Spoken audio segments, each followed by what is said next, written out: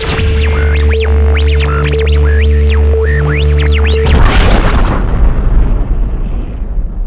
and welcome, ladies and gentlemen, to this week's edition of Blazers Inside Access. I'm Kirk McDonnell. Got a lot to cover this week in Belhaven Athletics. We'll begin with this week's C-Spire Athlete of the Week.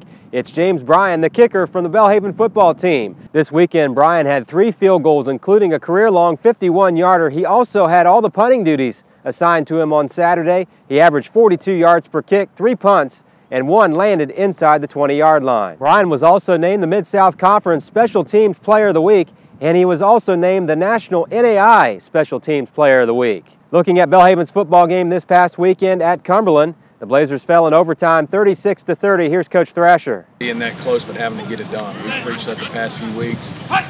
Again, there's no excuses. We've got to get a W on the field. The guys fought hard, not once. We came down from 10 on the road, tied it up, went to OT, felt like we had our chances, had a lot of great performances by guys, but at the same time, we've got to get it as a team completely done. I'm proud of these guys. We're fighting, and we know it's going to pull together, and we feel like that'll be this weekend.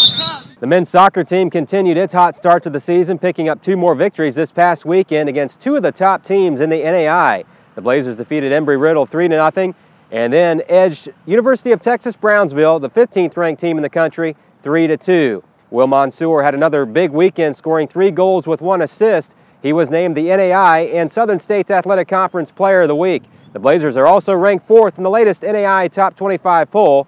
Here's Coach McMahon on his thoughts this past weekend.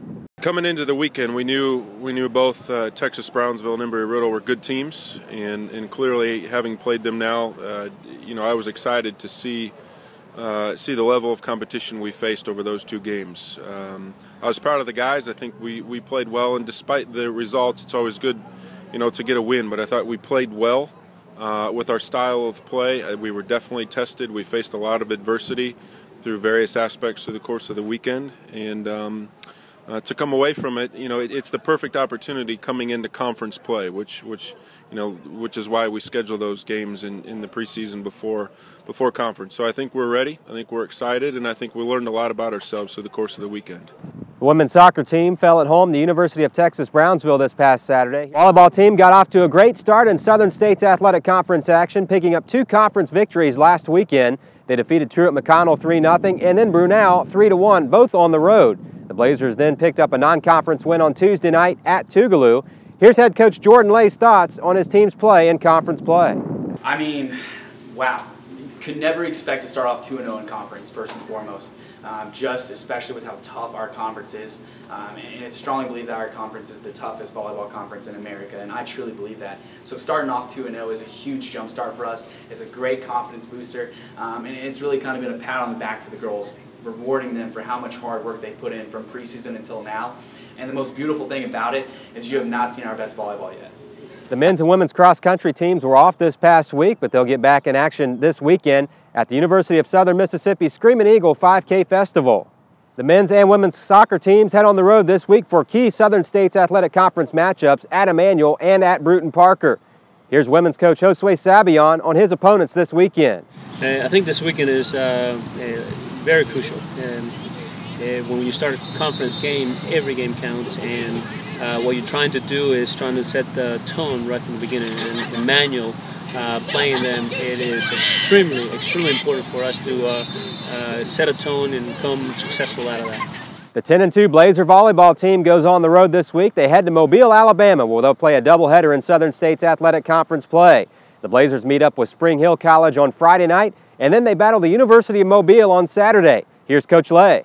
Spring Hill on Friday and Mobile on Saturday. That's never an easy back-to-back schedule at all. And those 2 teams have historically been extremely strong in our conference. And those are teams that we battled with last year, and I fully expect the same battle.